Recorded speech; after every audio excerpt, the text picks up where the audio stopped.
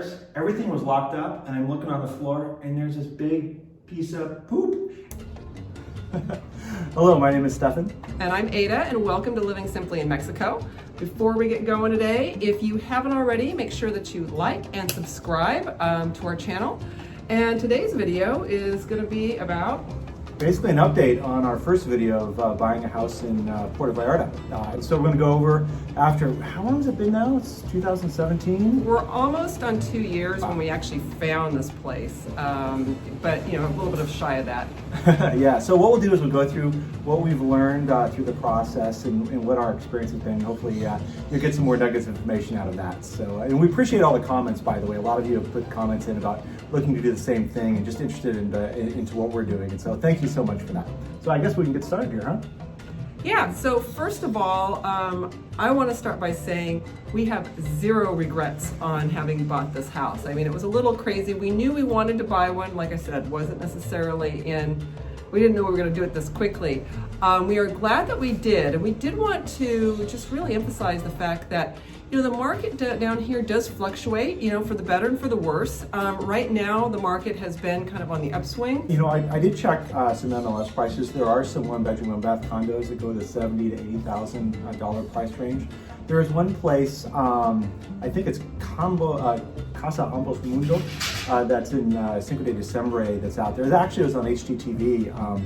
And I think they're looking at 180 or something, 185. They're about that, but that's a 3-story house, much different than the place we have because that's actually turnkey and ready to go. One thing to think about, and we get a lot of questions on this, and I think this is the question of turnkey versus doing something where it's a fixer-upper. Because, I mean, it's a little scary. A, it's scary that the prospect of buying property in a foreign country. B, the prospect of actually renovating it. But I think what's important is you have, I think it's the expectation factor. And so for us, once again, we wanted simple, we wanted rustic, traditional style. We weren't looking for US standards. We had renovated a bathroom in our home in the Bay Area, and it cost actually more than it cost to renovate this entire house. Right. And so, you know, and it was a lot less stressful to renovate this house than it was to do that bathroom. It's not like we came down here and it's like, oh, we're going to buy a property today. Let's just do it on a whim. Although we kind of joke, it's kind of like those HGTV shows. You know, we did have a thinking process. And one of those processes were when we looked at the place, we got to meet the neighbor next door, and we also got to know how much he spent on construction. And we thought that this was a great deal. So we knew our neighbors, we knew how much it cost, we knew sort of what the price range was for the house. And then we met our other neighbor, and he had a really good experience with a contractor, and so we went with them, and since then it's been great. So there was a lot of thought involved. There is risks, but we mitigated that through just getting to know people and understanding what the value was, and then we decided, given the price point, that it was a risk we were willing to take, and it's been a really good one. It's changed our lives. In short, good luck takes a lot of planning. So, and a couple things on that. So do look at the MLSVallarta.com. That's a place, and you do a search on, I think it's Puerto Vallarta North, and so that's north of the Rio Quale, and that has like El Cerro, El Centro area, Cinco de Diciembre area, and those are the places that you would find places like ours north of the Rio Quale. But there are some fabulous places that are south of the river, like the Emilio, you know, Zapata. Yeah, romantic zone. Yeah, the romantic zone. I've never pronounced anything correct. All right, so let's talk a little bit about maintenance and some things that we've actually had a little fun doing over the time period of the last 2 years. The first thing to cover is just some of the wear and tear you get in this tropical environment in Puerto Vallarta. There's really several things that you need to look at. One is the heat, of course, and most importantly, the humidity. If you'll notice when you come down here, there's not a whole lot of wood structures. That's because of the weather, plus of some termites and stuff. We'll talk about that in a bit. But then there's a humidity, and that gets into everything. And so there's no drywall, there's not a whole lot of laminate countertop. It's usually a pretty hard wood, that sort of thing, and a lot of steel and concrete. And so that's what you'll see here. And that's what we've experienced. The other thing is, this wall here, when we first came here, it was seeping water because we're on the bottom floor of our house in a little kitchen area, and this is pretty nasty. So what we decided to do is get some tile, and maybe you can explain a little bit about that. So tile was, so first of all, when we went to our original, when we had our work done by our contractors, we told them to, they could put tile wherever in the bathroom, but we didn't specify anything, so they just did basic and it was fine. If you want to be very specific, you can, and actually for this wall, there's a great place in town called Tile World, Mundo de, oh god, Suelos, there you go. And so we actually have kind of a wall. It's got a pattern, but it's a little bit random, but it really does have a pattern in it. And so we specifically said this is the pattern we want, this is what we want, and they did it exactly how we asked. Our kitchen, when we originally had it done, we didn't ask for anything specific, and they just put something there, and it works. But that being said, if we wanted to have something that was specifically what we were looking for, once again, just specify that with your contractor. Otherwise, like I said, we let them do what they want to do. How much was the price, the cost to install this? Do you remember? Yeah, it was less than the price of the tile. Yeah. So we ended up with like 4 or 5 boxes of 90. Yeah, 90 tile for a little under $100 US, something around there. So it's about $1 a tile. So yeah. That was actually the priciest thing because they're all hand painted. Right. These are hand painted tiles, and I think it was like $200, I think, total, because we got some extra. We got a bunch of extra tiles so we can do other projects around. And then it was probably about a couple $100 to actually have them do the wall. So and some other things for us. So that wasn't even the full price. There was other things they did. Yeah. So it really wasn't expensive, and yes, it took care of that seeping problem. So now we don't have to sit here and worry about painting the wall every time we come down and visit once a month. It's good to go. Well, there's another area upstairs by our stairwell that has a little bit of that seeping water. We'll probably end up doing the same sort of thing, maybe a different pattern, maybe something a little less crazy, but we thought for this room where it was a little bit more plain. Once again, I don't want to necessarily hang things on this wall because I want to keep it simple. Remember, this is the hose down house. So worst case scenario, you hose it down, you're good to go. Yeah, and you have a couple things that are of note. So tile, concrete, steel, everything is painted, and the paint does fall off in certain places. You just paint it again, or I like to do stuff. I'm a handy person at home, but here it's like it's like to have someone just come in and do touch-ups. It just makes a lot of sense, and it gives someone some work. Other things, just general maintenance, propane. There's no natural gas that gets piped in. You actually have to have your tank and get it filled periodically. Ours, we've got a hot tub which does take up a lot of gas, but pretty simple. I think it was 3/4. In a year, we basically, it was $100 worth of propane for the year. For us, coming down here approximately once every 5-6 weeks or so. Yeah, and then outside of that, just little things, like if you buy more complex things like a hot tub, it's going to break down. Our hot tub needs some little bit of work on it today. Anything electronic is going to be a little harder down here. I had some connections for my MacBook, and they corroded. I literally put them in a closet, and they corroded from one trip to the other. Our wireless thing went down the other day because there was a slow power outage, and it came back and it blew up the little plug-in, so they have to get that fixed. So there's things like that just things to consider here. Trash, we're up 65 steps, so we have to haul our trash down. So we try to minimize the amount of trash as possible. One thing that there are places outside where we've got this nice little gathering area. If somebody puts down a piece of trash there, then all of a sudden everybody else does, and so we try to keep that as clean as possible to set the expectations and make sure to take your trash down to the trash area. And there's no trash bins here. People just pile it up, and then the guys come off the truck and they load it all in the truck. There are designated areas. Yeah. It's very obvious when you're walking through town and there's a big pile of trash. That is the trash area. Yeah. It's not a dumpster. It just literally is a dumping area. Yeah. So, well, let's talk for a second. Do you want to talk bugs? Oh yeah, bugs. Yes, there are all kinds of bugs. The first one that got me were the termites, because everybody, when we first got the place, we bought a bunch of wood furniture, and they go, "Oh, you know about the termites, don't you?" And I go, no. So in the springtime, they swarm, and so what they'll do is there's a type of termite that will come, and you'll see them in big swarms. And if you have lights on in your house, they'll swarm at your house. And if you have your windows open and everything, they'll come in your house and they'll look, to establish something. So what we did, and we have a whole video on this, is buying the wood furniture. We got some really cheap furniture, and it's awesome. It's just really rustic, and I was worried about that. But what they do is they put a combination of diesel and oil on it, and so we don't know how long it lasts. Maybe we'll get the termites this year. Yeah, exactly. But it's fine now. But if you do buy cheap furniture like this, keep it outside for a couple days to let all of the stuff come out of it, because it's pretty nasty.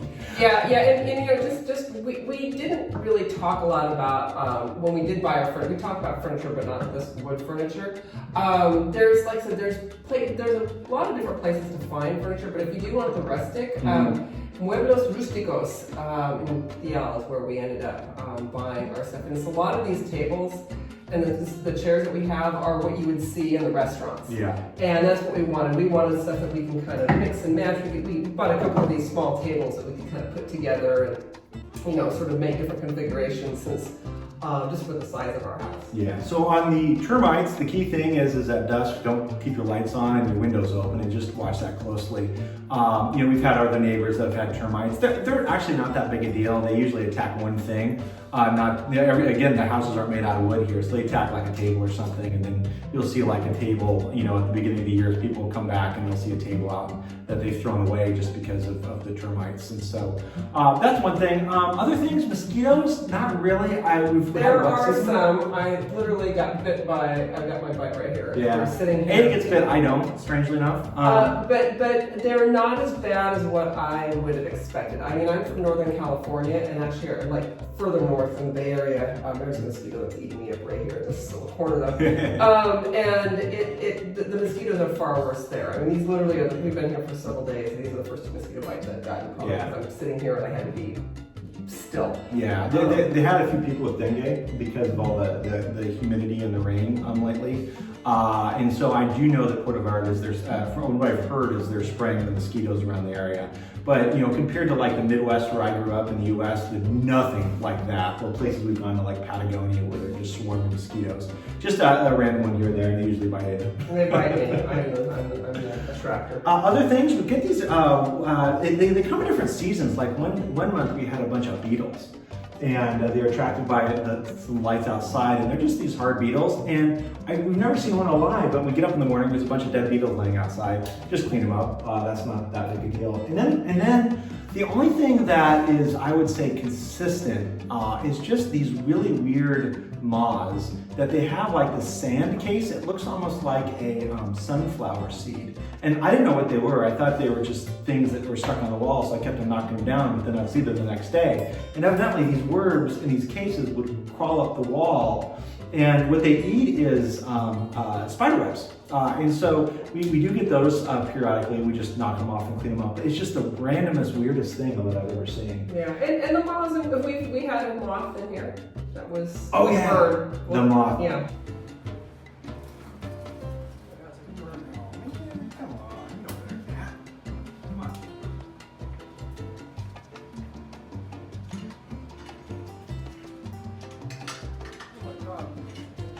Where'd he go? Yeah, he's on one of those cameras. Okay, dude. Oh, come on. Come on. Ah, almost there. Hey! There we go. See? And there are a lot of geckos. Geckos everywhere, and they're almost like mini pets. I like my geckos. Geckos are awesome, but yeah, anything that you open up like a picture frame or look in the back of a picture frame or go outside, and you got a 50-50 chance of a gecko back there, and they'll just like crawl away. They're really afraid of you, but they're like little teeny tiny ones to bigger ones. In fact, one we were in our hot tub the other day. No heat was on it, but I went on there, and the gecko was sitting on top, and he swam across our little tub, which was just kind of fun. I didn't know they could swim. And I think the most annoying actually are the feral cats. There are cats everywhere. There's a couple stray dogs or dogs that kind of roam around. A couple followed us home a while back, but it's the cats that, like yesterday morning we were woken at like 6:50 and it's and cats were on a roof having a little. Those are fine. It's more of that when we leave the house, we actually we close the windows, not because we're worried about anybody breaking in, because once again, or the mosquitoes. Yeah, I mean, it's like, no, I don't worry about that. I worry about the cats coming in and getting trapped in here or pooping inside our house, which has happened. We had this mystery poop and we're like, do we have neighbors that don't like us? We realized it was a cat that I woke up one day, I went downstairs, everything was locked up, and I'm looking on the floor, and there's this big piece of poop. And I thought cat poop was small. This was like almost like dog-sized poop. I'm thinking, how did this get in here? This place is locked up, and yeah, it definitely was a cat. We've had a couple cats come jump in our house when we have the windows open. But yeah, they do lay their things, their little nuggets of goodness. Throughout town, so when you're walking around, watch yourself. Just watch the sidewalks, because those usually aren't they're not negligent dog owners. They're actually cats that are, doing their thing. They're doing their thing. Yeah. So that's it. So hopefully it didn't scare anybody, but just want to give you a reality of it. And nothing, there's we have no cucarachas around here. There's a couple you see running around outside, but nothing here. Mosquitoes aren't bad. The geckos are awesome. The cats are cats. And yeah, that's it for that. All right, so one little side note on the whole bugs and storage and humidity is how we keep things here. Like in the US and other places, we like to have things nice and stored. But here, just to keep things open and airy, to see actually what's in there, is we just bought, I don't know if this is Costco or Sam's Club, but basically the steel container where we have all of our food that we've laid out here. That way we know that it's getting air, it's not getting moldy and musty, and we also see if there's got any buggies in it. Because sometimes if you leave something open, that can be a problem. You get the little critters in there eating. So our standard, of course, party is the Publix, Costco. Which actually makes fabulous storage containers. Exactly. So we use. Yeah, so we store a lot of things that we're just like, we want to make extra sure no boogies get into. Yeah, exactly. And we leave our fridge on when we're not here. I talked to a fridge guy once. He said don't keep on turning it on and off, just primarily because it'll shrink and expand and your fish will go out. So we bought this used fridge, and one of the things that we do is for anything that's open that we think that we want to protect, we actually put like pasta and things like that in the fridge when we go because it can't hurt it. And actually you'll see some of our tile here. He's putting some magnets on it. He uses little tile magnets for the fridge. And of course, we talked about it in an earlier one. If you watch our water video, this is our Berkey. That works tremendously well. We don't buy water jugs or anything. We use our water here, we filter that, and that's what we use everything to drink from. And it's worked out really well. We've done that for, almost a year now or whatnot. But that's been a really good lifesaver, not having to do things. We also have a soda stream. We're trying to figure out where to find soda stream bottles here in Puerto Vallarta. We have to get them mailed in. So we don't have to buy any plastic water bottles anymore or have to exchange them or go up 65 stairs with a huge was a 5-gallon jug of water. All right, so talking a little bit more about items. One thing we didn't mention are ants. There are ants every so often, and they may pick up a dead bug and walk away with it at any point in time. They're pretty amazing, actually, to watch. Other items that I've noticed here is I do try to work from here. I have a normal job in the United States, and when I do try to work from here, sometimes the noises can be something. When you're living in a Mexican town, you hear so many different things that I'm not used to in the States. Maybe Ada can name some of them. Like roosters in the background. Roosters in the background. Airplanes. Just families living life. But then you've got a train whistle that they'll come by with cooked corn, and they'll literally have this train whistle at night. The water guy will yell. The propane guys with a little music. The propane, oh my God, I think that's the most annoying one is the jingle these propane trucks have. It's like this weird thing.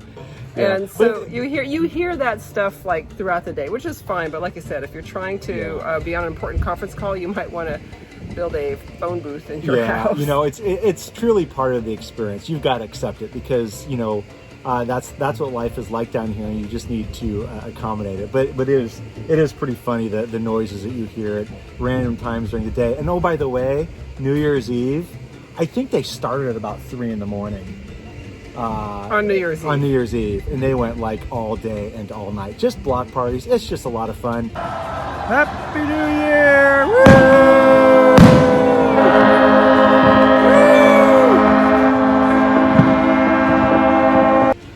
But you just gotta be prepared for that if you want to live downtown here in Puerto Vallarta. Yeah, and there's definitely quieter areas. I mean, like I said, there's something for everybody depending on where you want to be. And like I said, I think going back to just our overall experience of just really enjoying our life here is the fact that we have neighbors and friends that are both, people who are from the United States, from Canada, but also just our local neighbors. And, the other day we had a really fun gathering, and we ended up, one of our neighbors, he plays guitar at one of the at a few of the little local restaurants here. And so he came up, and we ordered pizza to deliver. They deliver up these stairs.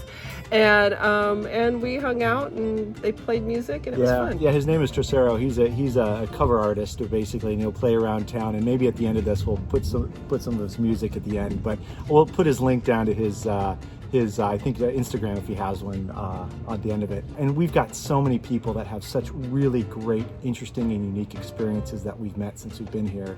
We'll do a whole new videos on everybody. Right, because it is a great community. So, anyways, hope you enjoyed this, and we'll see you next time on our next Living Simply in Mexico. Thanks. So remember to like and subscribe. Yes, and send us questions or comments. We love when we read them. We get excited about them because this is not about building this massive audience. This is about engaging everybody, and love to hear from people who are excited about thinking about moving down.